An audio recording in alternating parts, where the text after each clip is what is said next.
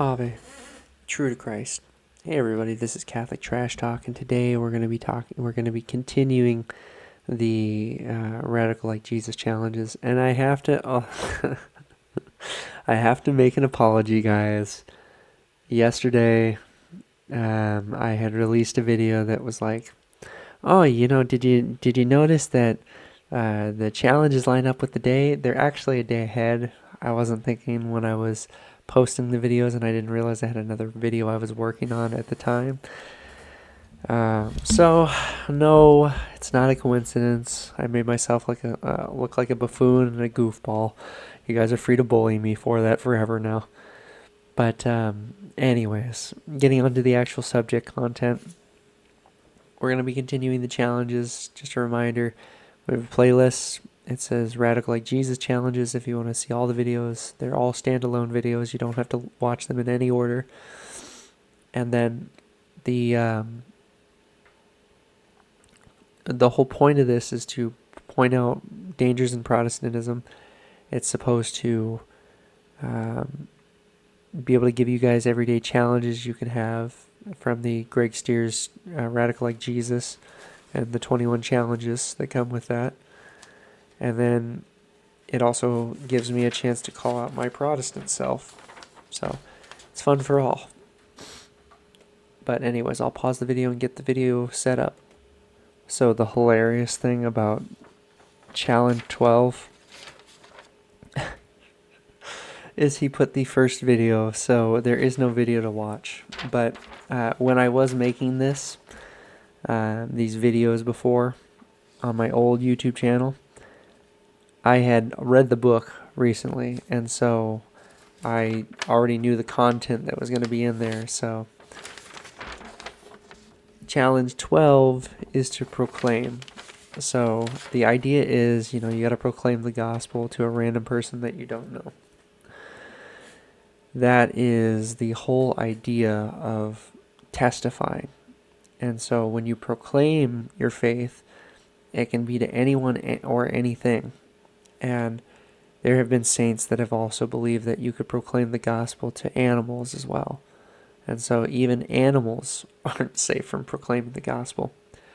But, let's go a little deeper into this topic before we get into the actual challenge of proclaiming the gospel to a random person. So first you have to know that you can't, you have to know the gospel, and you can't do that without a church and a mentor.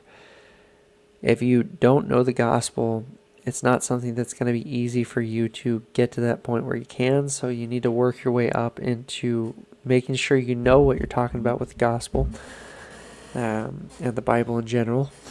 You have to be connected to some sort of church that is an actual church and not just a non-denominational, which, for those who don't know, I call any church that doesn't have a catechism, magisterium, liturgy, anything like that attached to it that comes from a mainline church. And this is just like a branch offshoot where you guys do whatever you want.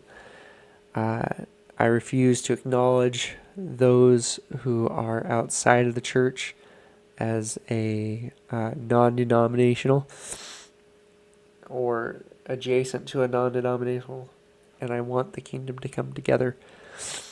But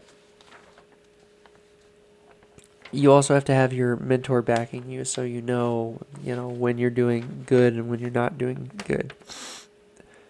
Next, you have to make sure that you're going to a church and participating, because that will help you sit in the Word more. You have to have a relationship with the Trinity, so you actually have to have a prayer life to be able to do this. You have to be baptized, otherwise you're not going to know how to proclaim. You got to confess your sins, so you are challenging yourself, but you can also help challenge others with that sin. And you have to partake in the body and blood in a righteous and worthy way. So you got to receive communion. And this means you need to live the gospel, speak the gospel, and share the gospel. And the different ways that you can do this is you can pray over people. You notice somebody's in need or having a hard time, you can pray for them or ask them if they need anything.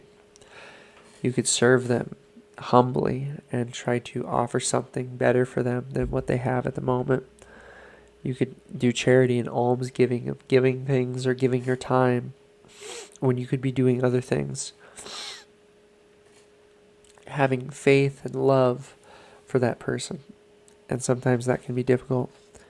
And finally, the challenge is preaching the gospel with an elevator pitch to someone in need that you see in everyday life. And so here's the whole idea. You need to work on giving an elevator pitch. So when you notice someone has a need and you ask them if you can pray over them or bring the gospel into wherever you go, these are all important for making sure that you become comfortable, one, with talking about God, two, that you can bring God into any situation, and three, that you're able to recognize a need of a person and to allow God to handle it for you instead of you doing it yourself. So, anyways, that is everything, guys. I know this was a shorter video, but feel free to bully me in the comments and tell me why I'm wrong. I always look forward to hearing from you guys, and I hope you guys have a wonderful day. Bye.